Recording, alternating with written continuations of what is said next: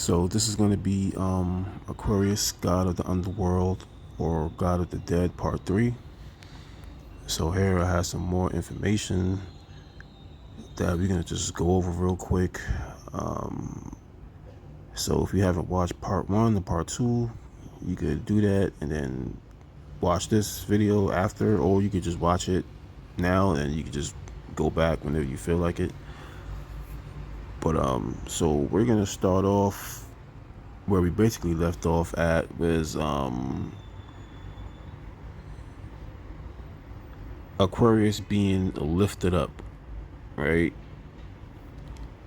And what does that actually mean? Being that we already know that he's supposed to be the God of the dead from all the information that we have read, right? And basically put together. So we're gonna start off with this clip right here. So this is basically the Christianized version of the Mazzaroth, the Hebrew zodiac signs, right? So remember, we know that the sixth sign in the Mazzaroth is Aquarius, right? So here the Christians, they have Aquarius as the sixth sign also, right? But here they have him represented as Jesus, the water of life, the comforter, the Holy Spirit, the water pourer, right?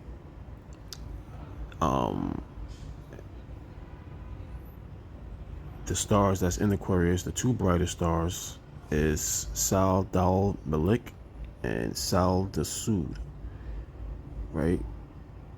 So Sal Dal Malik means the record of the pouring, and Sal Dasud means he who pours out.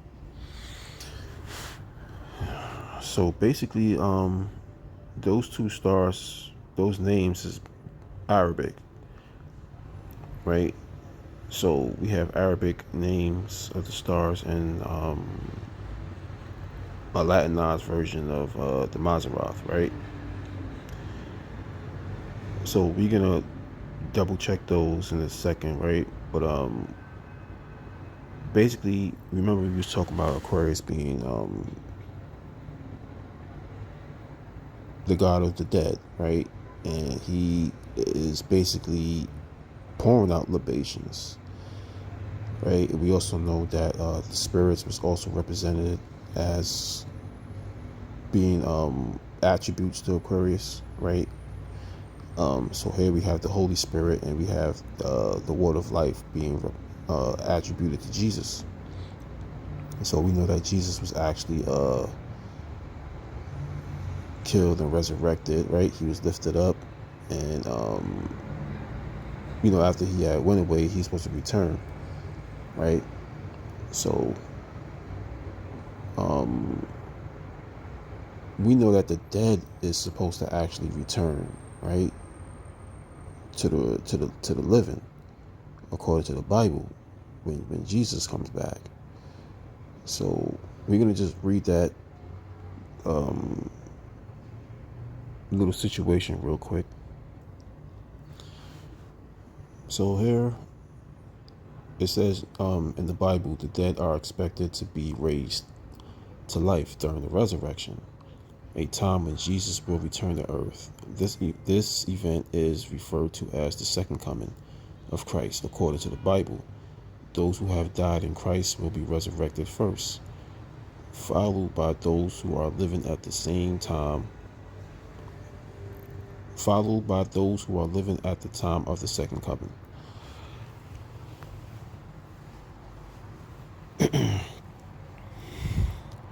So basically, what this is saying to me, right, is that if Aquarius is supposed to be the god of the dead, and he's also being represented as Jesus, Jesus is supposed to return, right, to bring the dead to the living. During his second coming. So what exactly is the resurrection though? Right? And when is it supposed to happen? So I have another screenshot that we're gonna just read off real quick. So this screenshot, right, is basically talking about Aquarius, right, as the man of Reuben.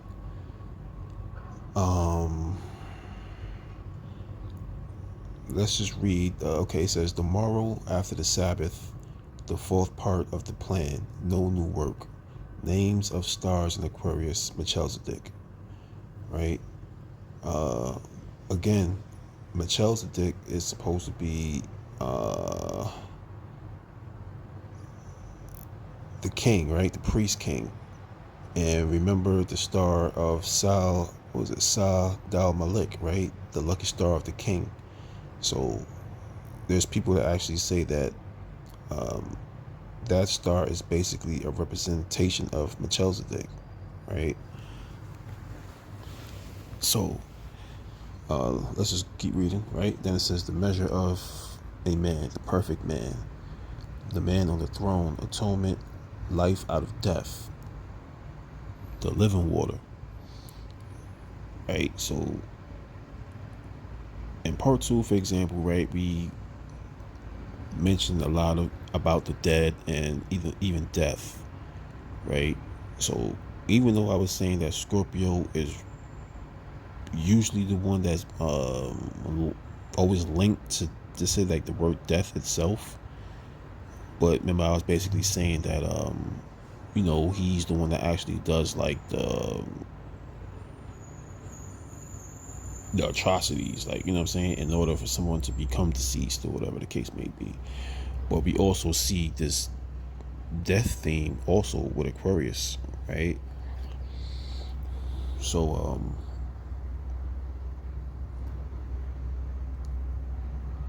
it basically goes on to say the living water, right, poured out after the judgment, the man, the lamb, and so on. So this is basically like an introduction to this chapter, right, of Aquarius and stuff. So we're gonna just skip and we're gonna go down to where it basically says the deluge month or zodiac months, the curse of rain. We know that the curse of rain is represented by Aquarius from the Babylonians. The rain, the water of life, God's frown and smile, resurrection of spring, when the vernal equinox comes to Aquarius. So remember, we was just reading about the resurrection of the dead when Jesus comes.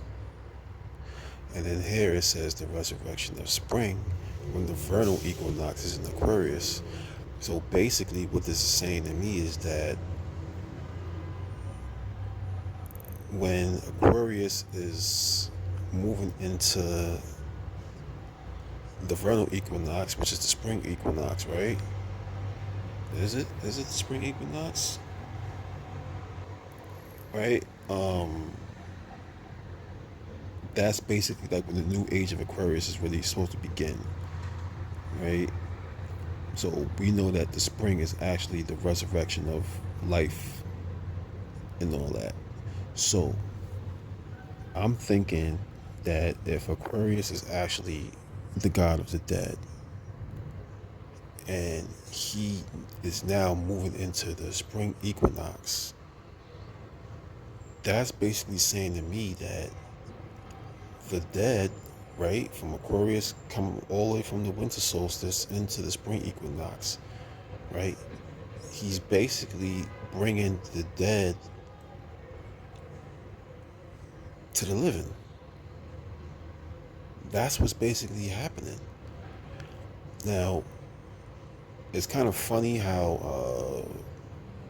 all these, like, what's that, zombie theories and apocalypse theories, just so happen to be, or say like either like a few years ago, like I haven't really heard too much of it lately, but a few years ago, like it was booming, right? A lot of zombie movies and stuff like that. And, they're supposed to be, the dead amongst the living and so on, right? So this is, what I'm getting from this situation, right? Aquarius, the god of the dead, who's moving into the spring equinox, right? In the age of Aquarius, and the dead is going to be, you could just say like on Earth once Aquarius is there, right? Because mind you, right, we've been getting like the watered down version of Aquarius for many years. And like I said before, as far as like, the resources that's gathered up, or that I gathered up, and really pondered on it, and this is what it actually appears to be, to me. And maybe hopefully whoever's listening could actually really see it. Like, you see it with your own eyes. I'm showing you the screenshots and everything from like a lot of these books that's really not in the stores or whatever the case may be. But let's move on to something else and see what else we can find, right? That's coinciding with all this. So here we have another screenshot, right? Where we know that Ganymede is supposed to be the representation of Aquarius, right? From the Greeks. And he was lifted up to Zeus, right? Zeus came and got him and so on, right? And brought him up to the heavens. And we know that Jesus was lifted up, right, to sit on the right hand or right side of the Father and so on, right? So it basically says here that the true Ganymede is the beautiful Lord Jesus, right? It says the chief among 10,000s and altogether lovely. Cut off was he in his early manhood, but divinely lifted up again, borne away to heaven on unfailing wings, seated in brightness and glory beside the everlasting Father, right? Loved and approved as God's only begotten Son. Let me see. Now, we got to keep in mind that out of the 12 signs of the zodiac, right? Not the 88 other constellations, just the 12 that the sun actually goes through. Aquarius is the only man out of the 12, right? He's represented as either a youth, besides Gemini, right? Or a man. So he is pretty much the only begotten son out of the 12 signs, when you really think about it, right? So basically what we have here is you could just say that just a little confirmation of what I was talking about in the last video, as far as Ganymede and Jesus being lifted up, right? So Ganymede, he received immortality, right? He became immortal. He was able to sit with the gods, or he was placed in the star with the gods and so on, right? Right? Jesus is supposed to be basically immortal. He's everlasting, right?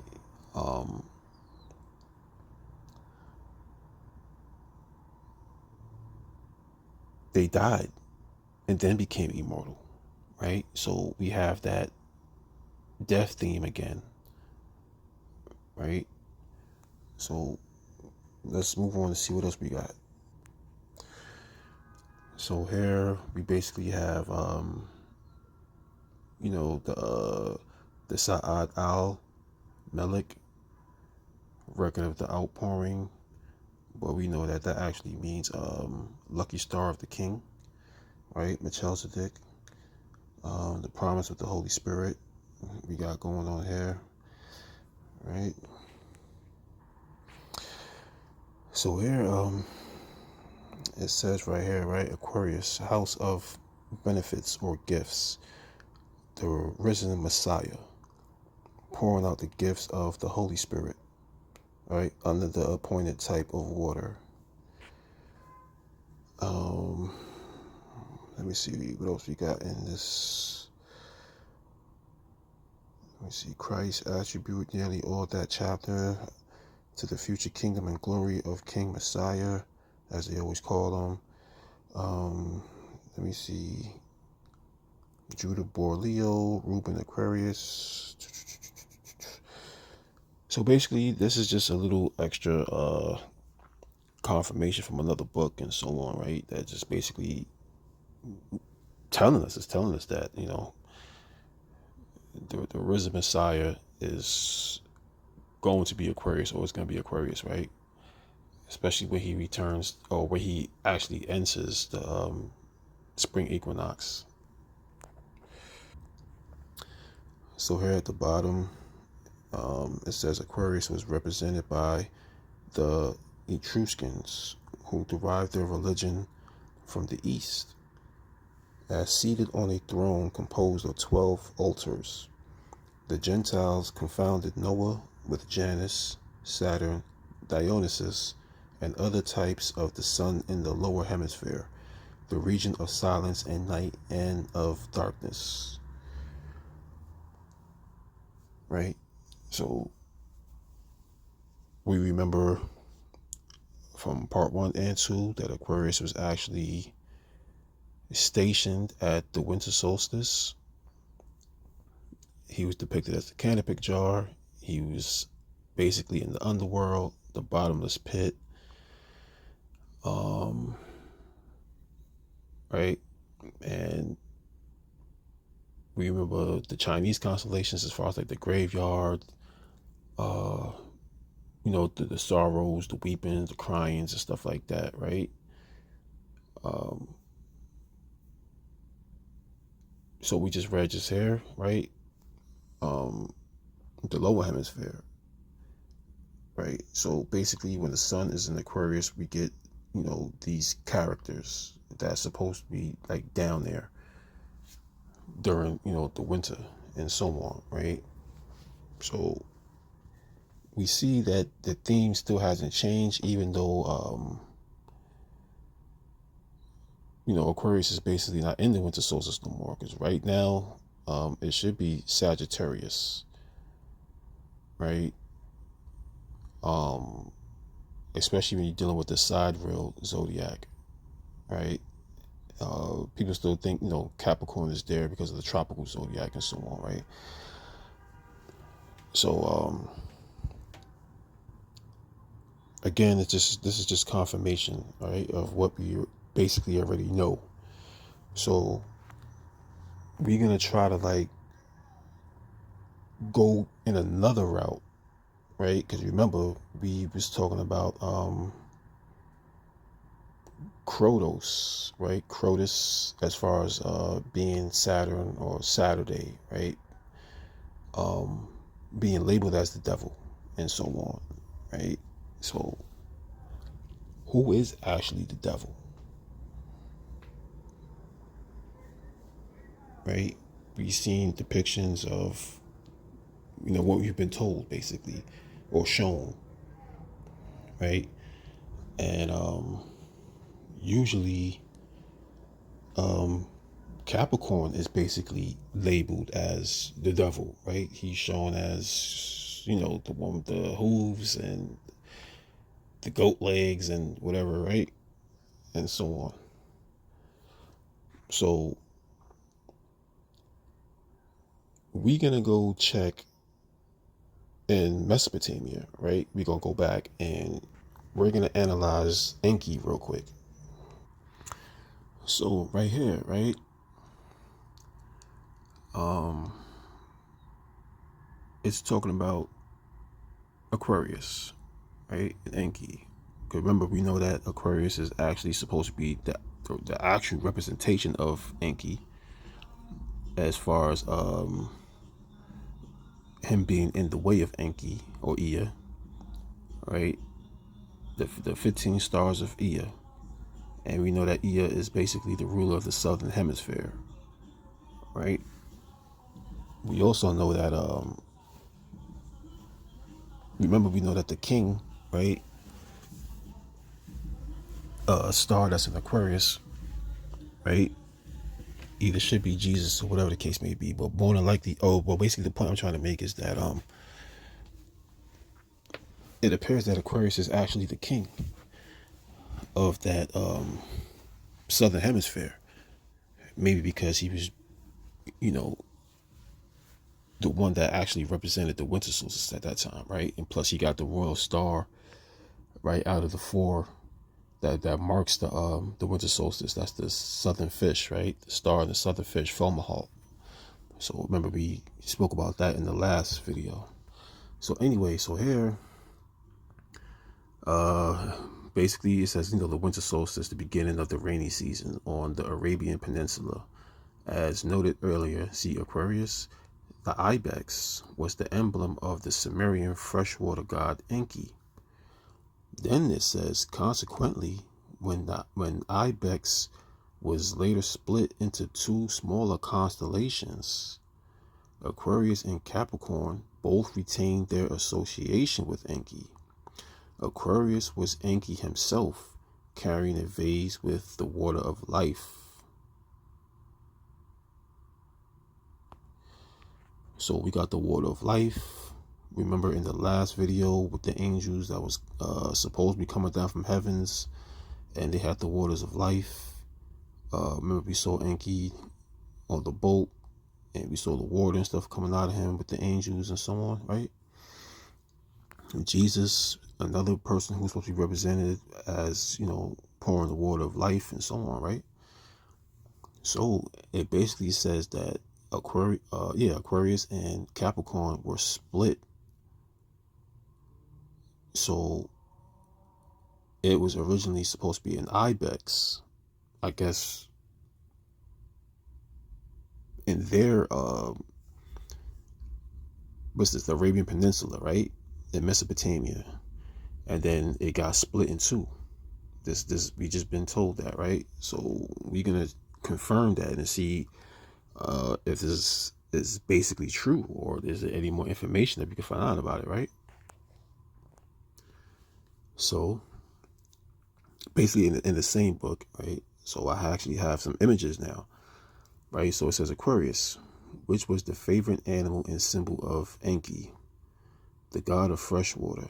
Enki, or Ea, as he is known in Akkadian, was often pictured on Mesopotamian seals and wall carvings, with the Tigris and Euphrates rivers filled with fish flowing from his shoulders. When the giant ibex, one of the four major constellations of ancient Sumer, was eventually reduced in size, right? So these pictures is from another it was a PDF file actually, right? And so I basically just cropped out Aquarius on the top right, and then you got the ibex, right? So on the left at the bottom you see the ibex. So right, so they basically was letting us know that that ibex was supposed to be there and so on, right? And somehow they split it. You know. So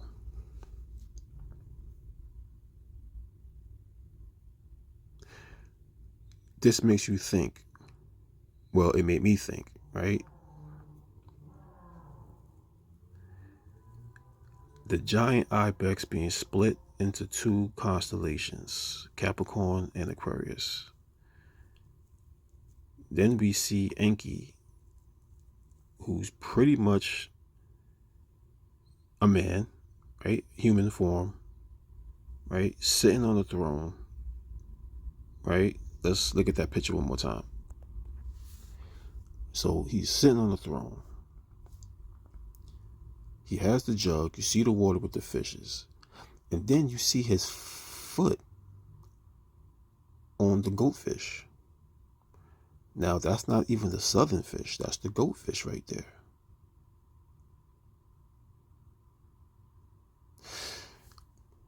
So if Capricorn is supposed to be a representation of the devil, right? And we see Enki, a man, basically with his foot on the sea goat, right? Or the goatfish, which is Capricorn.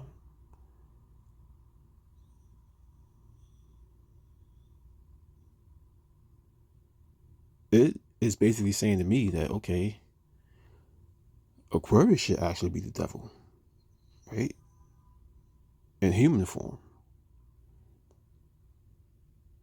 So when some of us read certain, I guess, passages and, I guess from cuneiform texts, or I guess like other writers and authors that basically was saying that Enki was basically labeled as either the devil and so on, right? Because he was trying to help mankind, he was going against the order and so on, or whatever the case, right? But we still can't take away the ibex, right? As far as it being a whole, right? Say Aquarius and Capricorn, I guess together, or whatever the case. Um,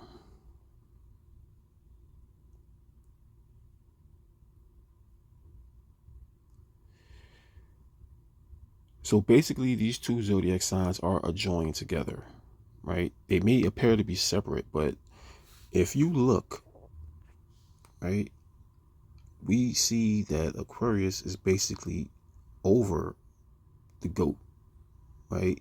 That's what his arm. Remember, we saw his arm in the last video, right? His arm is basically stretched out pretty much over the whole entire constellation of Capricorn. So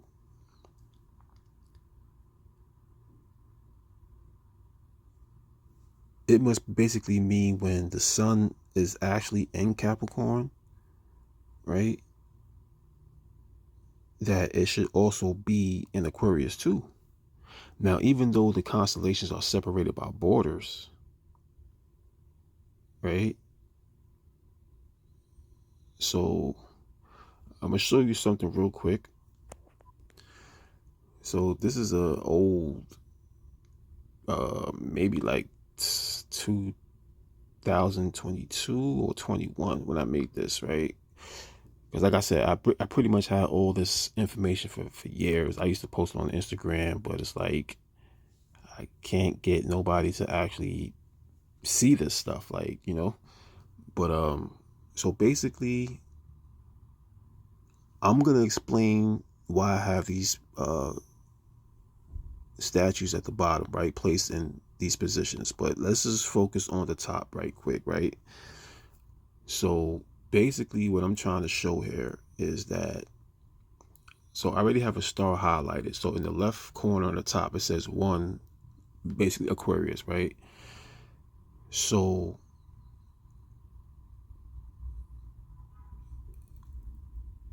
when Capricorn is rising, right?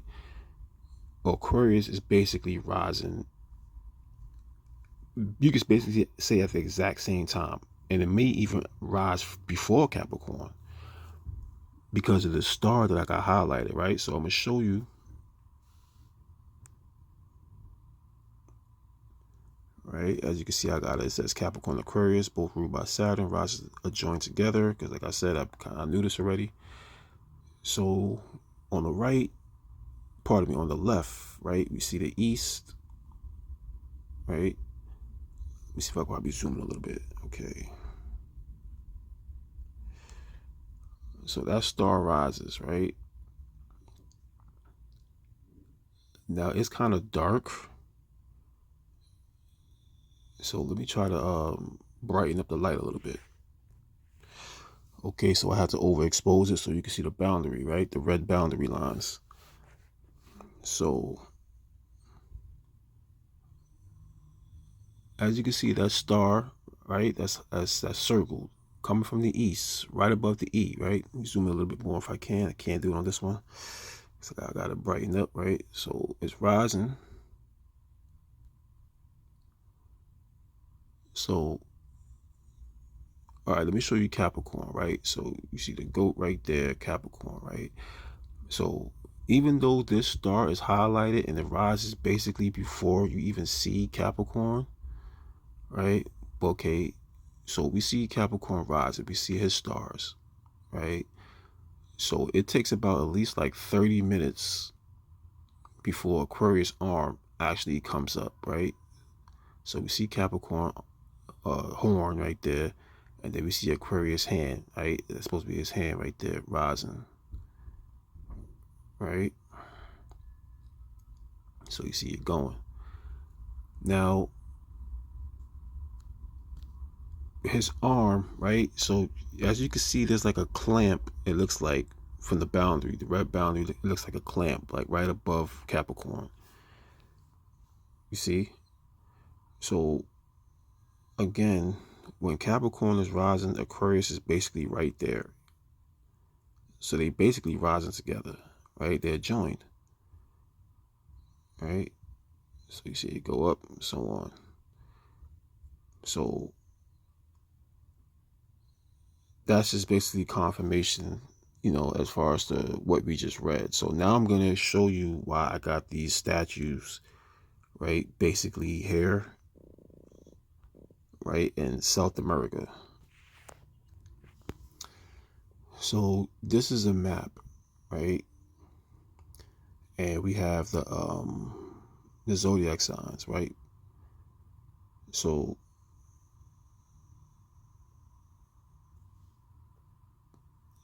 this map right here is letting us know which zodiac signs is basically governing the countries, right, and areas. So we have 0, right? So we know that's the I forgot what it's actually called. So we see it running down, and we see Pisces and we see Aries right here, right? So at this time period is when Pisces was actually in the spring equinox. Even though he's still there, but he should be moving out. So it's going to be moving over to the right. So we have Aquarius right here. So we know when Aquarius gets to the 0, right? I can't remember the name right now. This is gonna let us know when he's in the spring equinox, when he gets there, right? So all the constellations basically gonna move. So we know that Pisces became you could say the ruler of the spring equinox in the year 0, right? So he's been basically ruling for like 2,000 years. So we see Aquarius here, right? South America next to Capricorn, right? You see what they have supposed to be Atlantis. So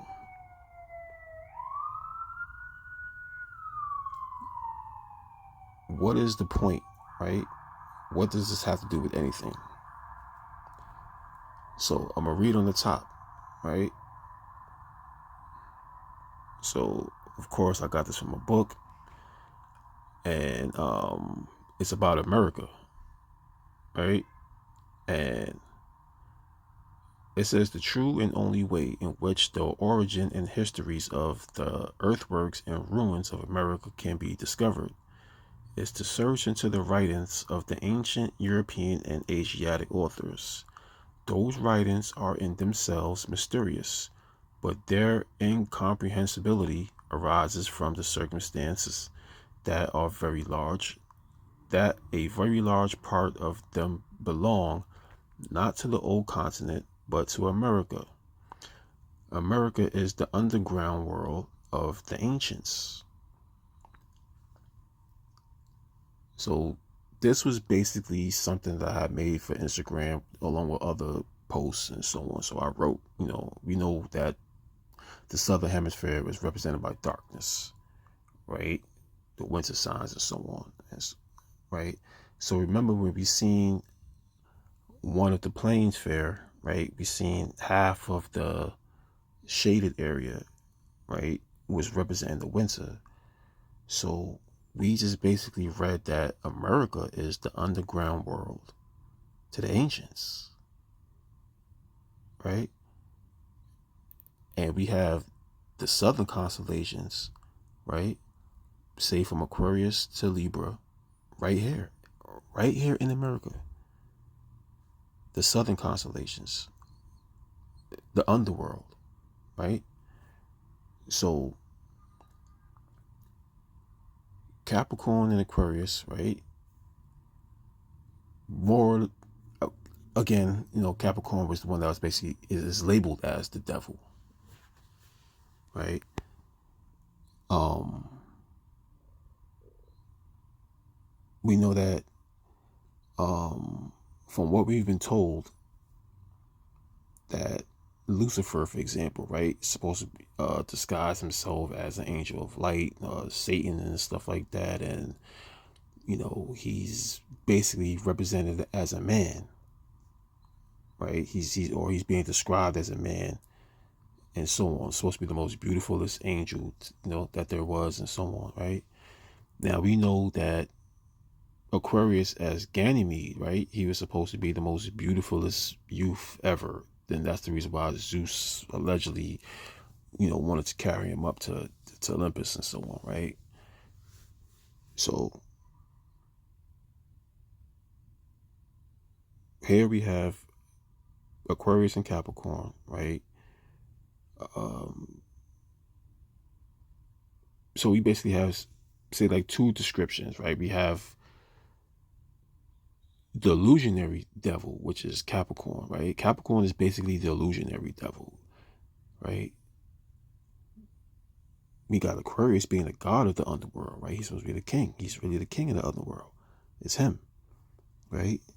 We've just been told that America is the underground world to the ancients, the underworld. We see the signs here, right? Again. So can we confirm that America is actually the underground world or the underworld? So here that I got from another book, right? Let me see if I can zoom a little bit more. So it says the Hebrew philosophy divided the world into two hemispheres. The upper was the Shemim or Shamayim, the heavens, right? The lower was Sheol. But Sheol, Ta'tif or inferior, was the place of bad souls, and Raphim, the true Sheol, was America, or the southern hemisphere, right? It says the Jesuit Sanitius thought that Job had spoken of America. Two different sources,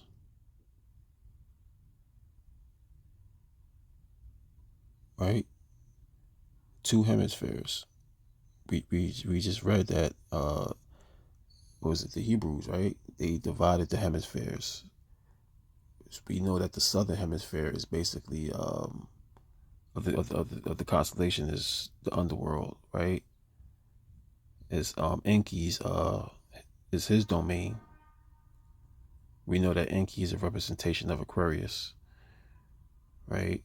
We see him with his foot on the goat's back. Now, mind you, if anything, they probably could have reversed the depiction, right? They could have made Capricorn probably with him sitting on the throne, and the man being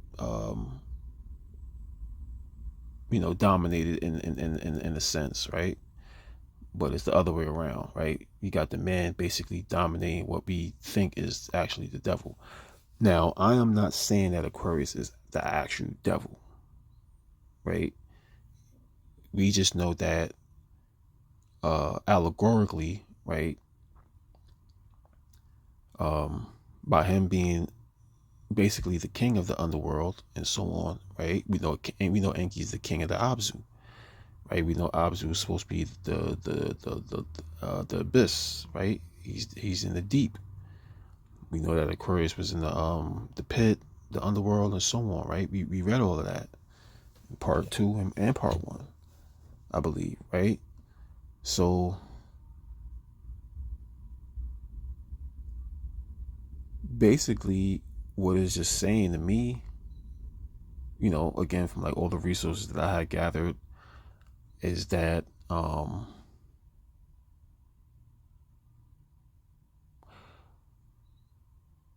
scapegoat, right, is someone who actually takes like what either the blame for something, or or he's playing the role of a scapegoat. Let's look at the definition real quick. So, a scapegoat, a person who is blamed for the wrongdoings, mistakes, or faults of others, especially for reasons of expediency.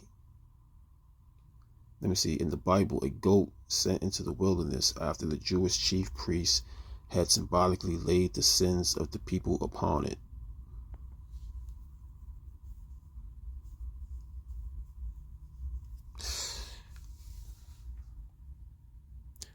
Is Capricorn the scapegoat? Is Capricorn the one that's being blamed for being the devil, so to speak, right?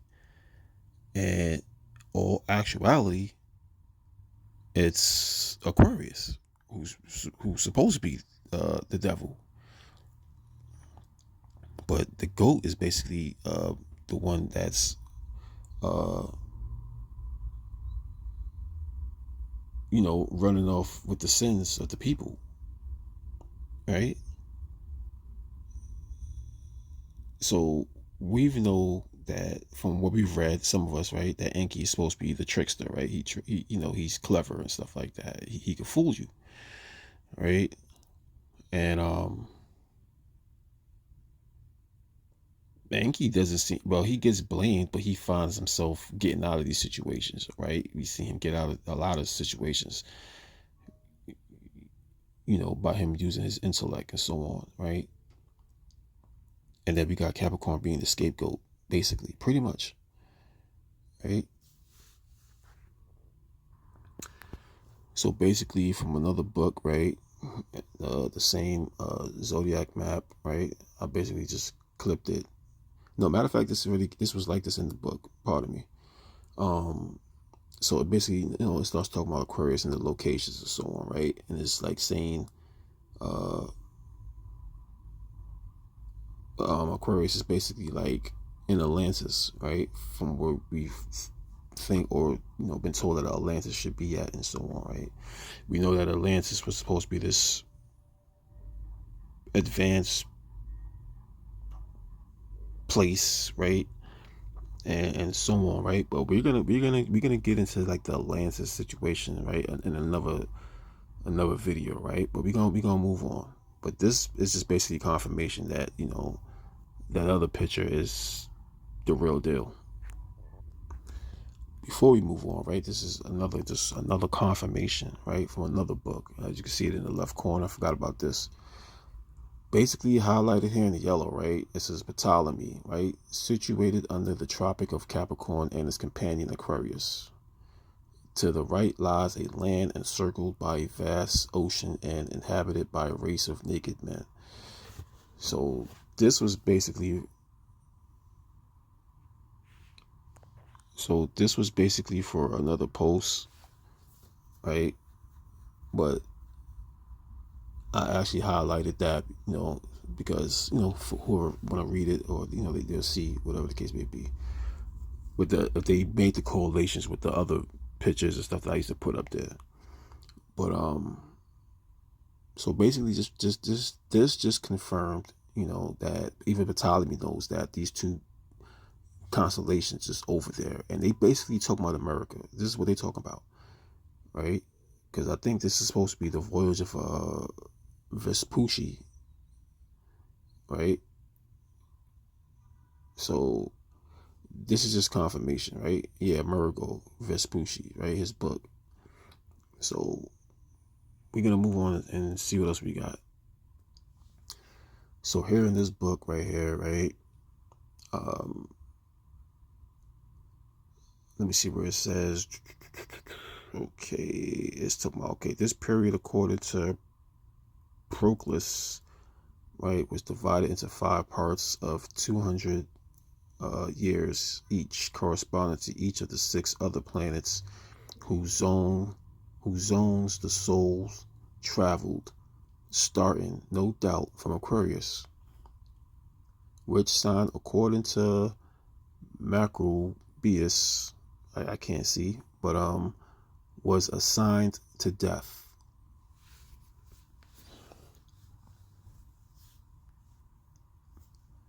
Now, again, we've just read in so many screenshots, right, that Aquarius, the underworld, the pit, um, death, the dead, and it just kept going on and on and on. And like I said before, right, the average Aquarian don't even know about that. Like, you know, so it's like all these different sources, right, is telling us basically the same thing, even from different cultures and so on, right? Um,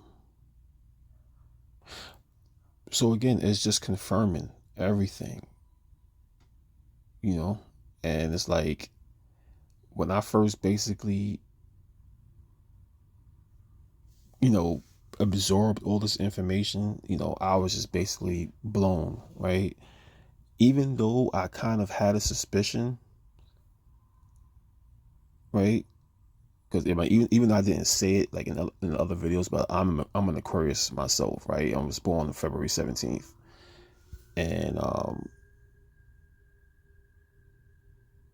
I used to be obsessed with death, just you know, and it's like I used to just like wake up and it used to be in my mind like all day, every day. Like I didn't know what was going on. I thought I was losing my mind and stuff, right? So you know, time go by, you know, I kind of forget about that type of stuff. But what really made me basically dig back into it was when Pluto had actually went into Aquarius. I believe it was either 2023, right? Either October or November or somewhere around there, right?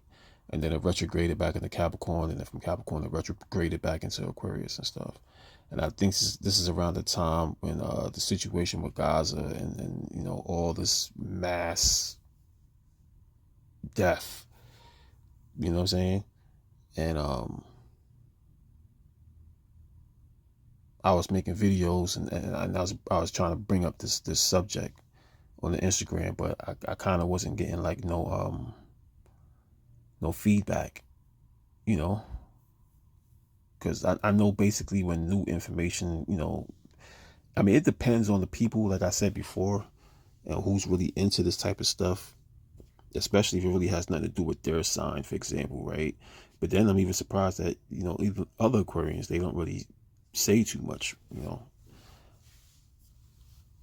I mean, I'm not gonna say it's maybe because of the conditioning and what they've been fed all this time, but as you can see, the information that I'm giving y'all is basically unheard of, and I'm reading it to you and I'm showing it to you. You know what I'm saying? But let's see what else we got, and we might just wrap this up because there's really not that much left. So here from another book, um, right, the Hebrews. Let me see. So this is just basically talking about like Aquarius and its correspondence and stuff, right? So as we see here, it's like for example, it says father of the sea, it says Moab, right? And then it says Moses, Aquarius, the rainy season, no winter. Then it says like winter, for example, like his father of the evil, who is supposed to be the devil, I guess, right? Before the Lord. Let me see what else it goes down. The father of water, right? The king of Moab, right? Aquarius, it says it right there, the king, right? The winter hemisphere and so on, right? here is basically continuing on. Moab, winter is Aquarius. Then it goes on to say, so of Pluto, the infernal god of riches of the Romans, right? It says he is proud of his haughtiness, elevation above the equator, proud of his wrath, cold weather, but of his lies, barrenness. He shall not be proud. Thus Moab, like many men, is proud because he possesses the property of another. Therefore shall Moab howl for Moab, everyone shall howl. Ye shall mourn for the foundations of Ker Harish, the winter solstice. So we already know that Moab is basically Aquarius, right? We just read that Moab is the king. We know that Aquarius is the king of the winter solstice at that time. We know Aquarius is Enki, the king of the Abzu, right? So this is just basically just confirmation again as far as Aquarius being, that particular deity, and being in this spot, right, of the underworld. He's the king. So let's see what else we got. So here basically is the cuneiform, right, symbol number 298 for Shabatu. So we have different, like, I guess, words with the meanings that's coinciding with Shabatu. So I'm not going to pronounce all these names here, but as we can see, we see curse, wish, desire, curse, desire, wish, desire, wish. Remember Ziz, right? It was supposed to be another name for the Aquarius in the Assyrian calendar, right? And it had its other meanings and stuff, right? Then it got Sabatu here, right, as a wish. So basically on the next page, then we got Sabatu, right? Month, Shabbat. We know that the month of Shabbat is supposed to be mid-January, mid-February, right? In the Hebrew calendar. And we know that's when Aquarius season is basically in effect. So basically, so we get the explanation, right? Let me see. Okay, so it says the two signs originally distinct have been merged in the development of the writing into one.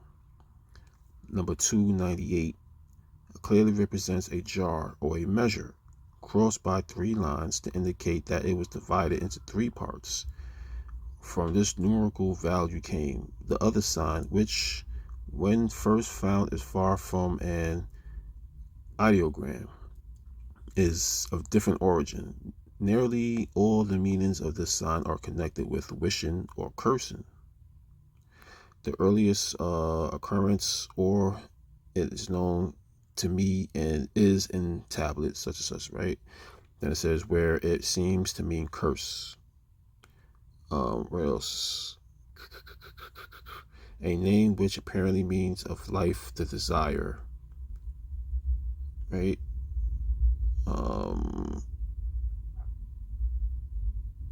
Let me see, at the bottom it says this sign came to indicate the month Shabbat by the abbreviation of a longer ideogram. So basically, in a nutshell, we see wish, cursing, and desire, right? We also know that the curse of rain, right, is the Aquarius as far as the Babylonians is concerned, right? For they month.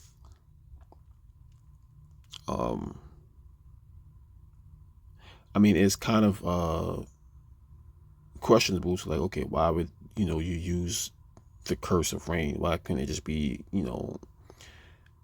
just thunderstorm or such and such, right? They specifically use the curse, and we know that Ziz, right, actually means like curse and stuff like that. So that's the reason why I even looked this up in the first place, because of the word Ziz. And this is how I actually found this out. And I was kind of surprised that Shabbat was even included in it. So I was surprised. So I'm going to show you something to where it's like, this is supposed to be from like what, maybe 2000 BC, sometimes 1000 or something BC, maybe 4000 BC stuff, right? So we're going to read something real quick. Now, we know that Aquarius is ruled by the 11th house, right? And we see here it says in astrology, the 11th house, often called the house of hopes and wishes, governs aspirations, dreams, long-term goals, and social circles.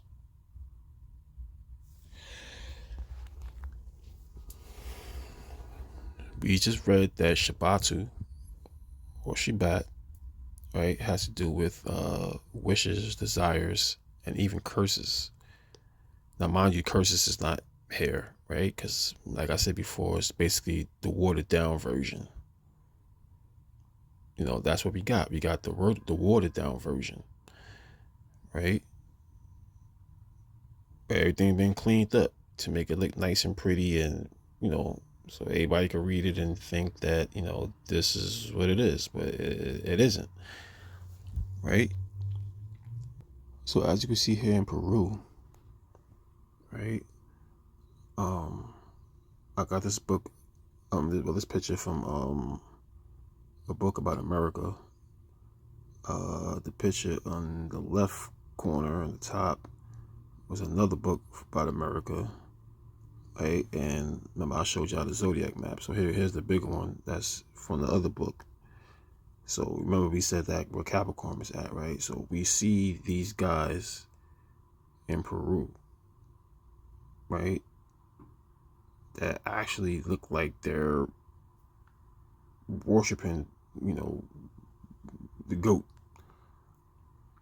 So they already been doing this type of stuff in America, right? And it's just no coincidence that Capricorn is actually sitting right there, right? But as you can see, they got Capricorn that's looking like a man and a goat in the left top. Now, to be honest with you, I'm not even really too sure if these depictions is actually something that they were really doing, right? Because I mean, there is no body that looks like that, right?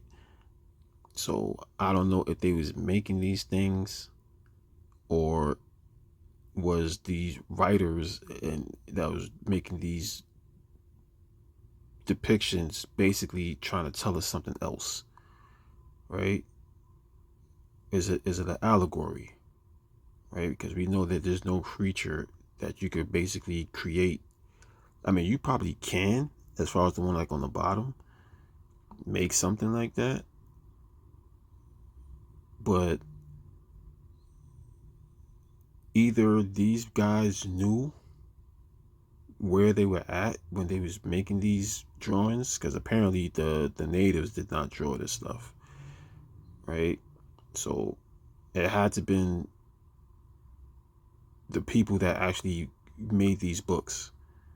So they either had to been telling us where they were at, as far as like, okay, we in America, we know that this constellation, this stuff governs this area and so on, right? So we're gonna put this here so it can represent what we're trying to convey,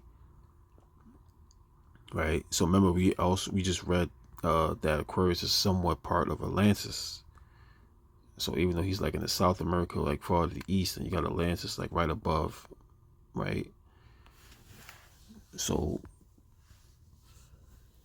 we know that Atlantis has been gone for like how long, so we don't really know if we can even get any information about Aquarius being there, even though we do know Neptune. But like I said, I'm gonna bring that up in another video, right?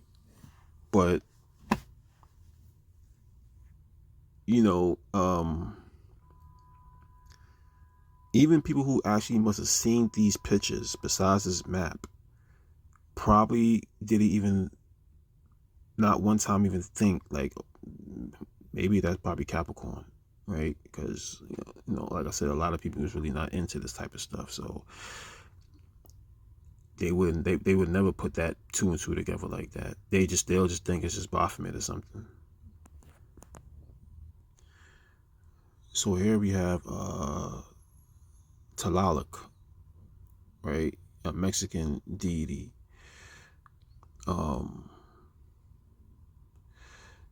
So he's basically celebrated from February 12th until the 3rd of March, right? Dedicated to the Tlaloci. The Tlaloci, I guess, is like other deities that's supposed to be like on his team or something like that, that governs like certain functions, I guess, when it comes to like rivers and stuff, right? And I think when people who actually die in the river or something like that, they get taken to his paradise. You get to live with him, and you get to eat all the food you want or something like that, right? So it just goes on here to say like I guess child sacrifices and stuff is made to him, right? um then it says Tlaloc, right, the eastern god. I don't know why it says eastern god, but it says govern the mountains and water in all its forms. He watered the earth with four vast jugs of liquid, and each of these jugs symbolized the different aspects of the season: growth, blight, frost, and destruction. Tlaloc was the deity to whom most sacrifices were made. Horrifically, babies were purchased in order to be killed in his honor. The babies were cooked and eaten by the priests. The more babies and children whipped, the better the sacrifices was considered to be. So as far as the season is concerned, right, we know that around February going into March, it's like, well, it depends on where you at, right? So like on the east coast of America, in the north, um, it's almost like 4 different types of seasons that's like in 1 month, or between that time period from like basically at the end of February to the beginning of March. It'll be cold, hot, and windy and stuff like that, right? So I guess that's what it's basically trying to say. So at the bottom on the left, right, it's supposed to be a picture of a giant man, and you can see he actually has 4 jugs. And now this is supposed to be either from Mesopotamia, right? Some people say that this is actually the giant who Aquarius is supposed to be, right? So on the right side, this was basically from a list of the signs and what it's basically talking about from let's just say Mesopotamia, right? I don't know if it's Akkadian or Babylonian or which one it is. So it's basically saying 11th. So we know the 11th is Aquarius, right? It says the ritual is unknown. However, in Astral B, it is the month of cold, the favorite month of Enlil. The 11th, the month of Ishkar, canal inspector of the heaven and earth. We know about a very obscure holiday of Enlil at the time. Let me see,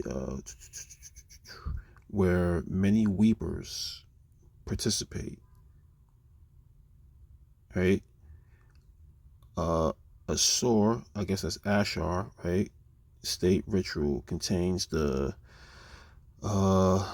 liturgical reading of, let me see, it's basically just giving like the name of the month, right there. I'm not gonna pronounce all of that.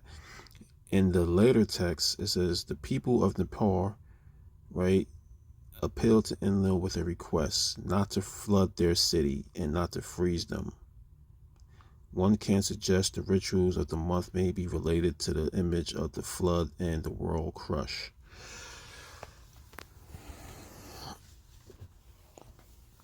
So basically,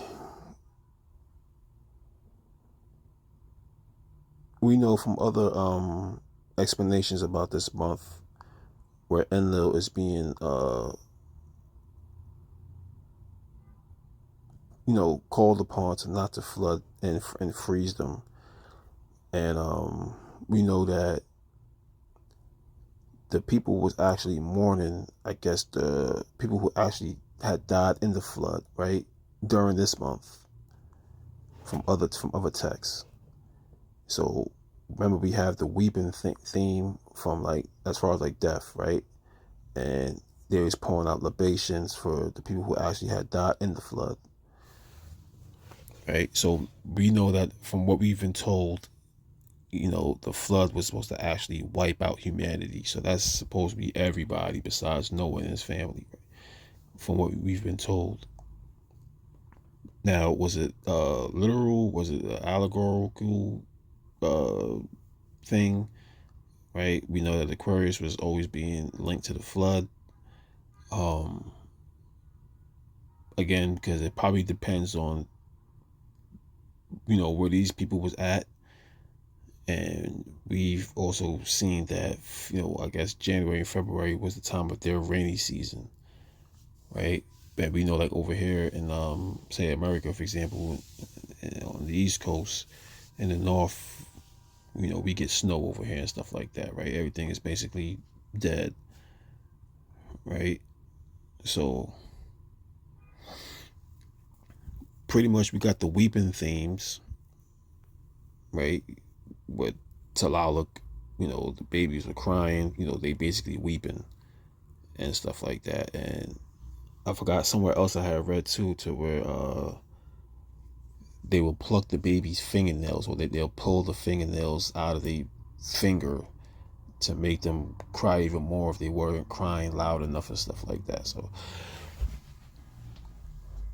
you know, this is just basically, I guess, these things were just taking place in the Aquarius season from what we've been reading, as far as like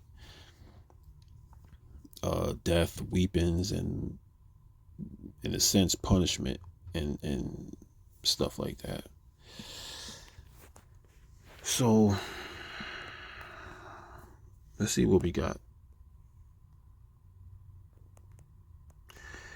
So basically, we ran through all of these screenshots, right? And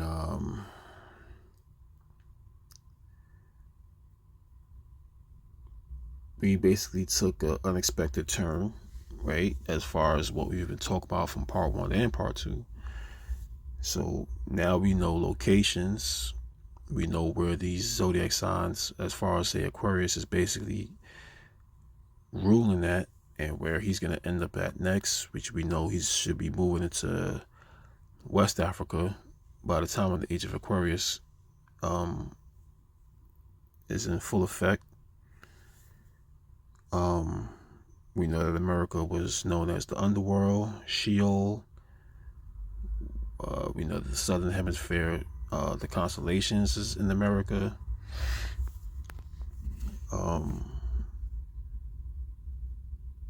We've read that Enki, or the Ibex, have been split into 2 constellations, right? And we know that they're basically joined together.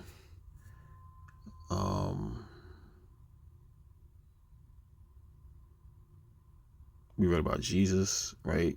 The return of the dead, right? I guess when Aquarius enters the spring equinox, right?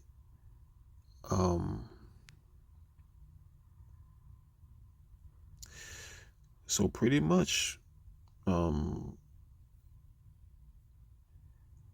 gonna just find some more information, right? And see what else we can actually find, and just elaborate it more.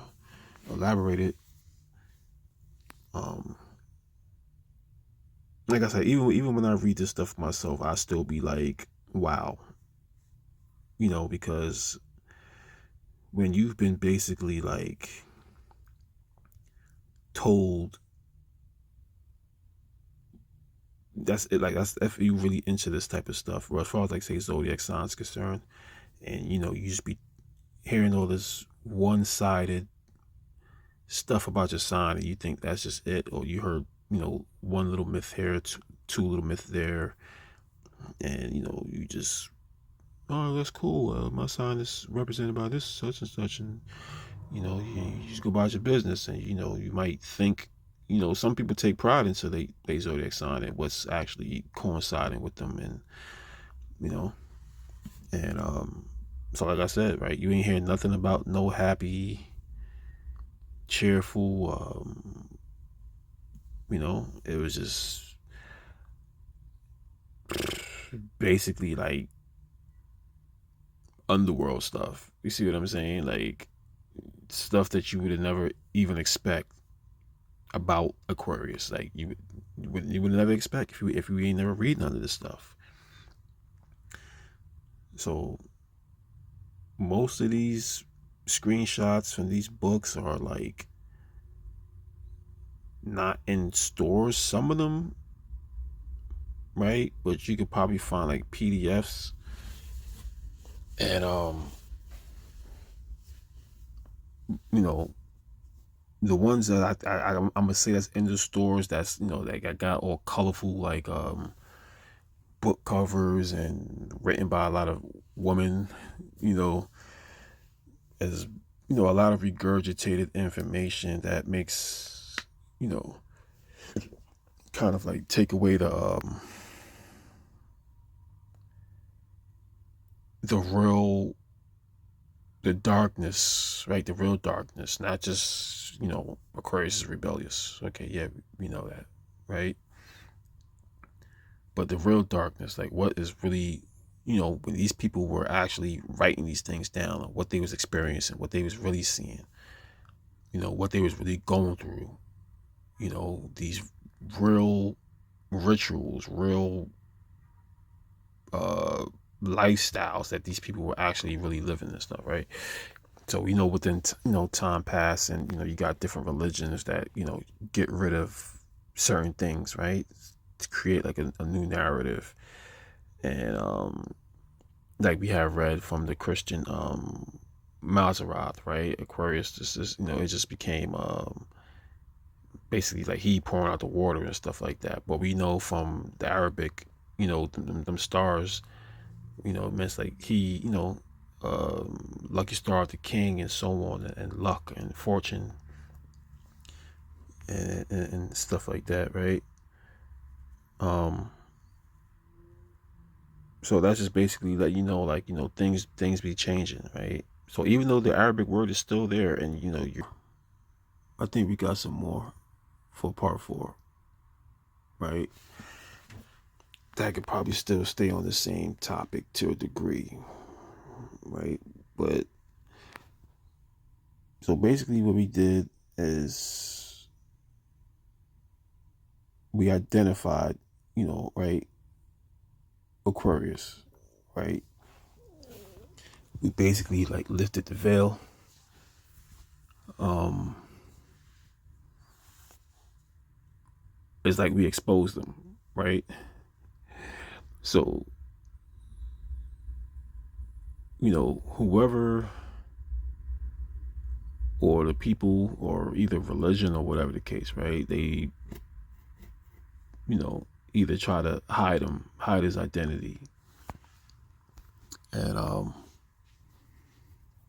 so even though there's many different types of characteristics to, I guess, the Aquarius, as far as like what we read, and that's maybe due to it seems like later influences, especially when it comes to like Jesus and stuff, right? And it's even really hard to say as far as like the water bird is concerned, because we see Enki, right? That we hear about the flood and so on, right? So in a way, it's kind of like a juggle but we still have like them themes as far as like death, right? The mourning and crying, like we, like we just spoke about, as far as Enlil, right? They was appeasing to Enlil, so he won't flood them and stuff like that. Um,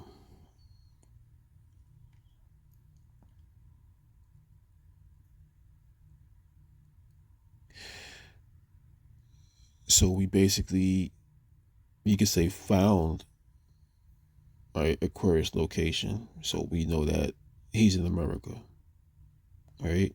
Now, and he's basically in the oceans right now, right? Until he gets to West Africa, right? Where he gets to that I still can't remember the name of that line, right? That marks the 0 degrees in the heavens and stuff. Um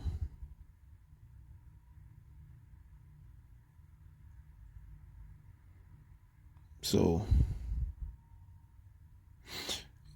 again, we spoke about, is Aquarius actually the devil, right? Because we know that Capricorn was basically the scapegoat, or we see him as the scapegoat, right? He gets blamed for everything, right? He's the one that's drawn, you know, to appear, how they draw him to be and stuff like that. But we know from scripture, from what we understand, is that he's supposed to be a man, right? He's as beautiful as angel and stuff like that, right? So um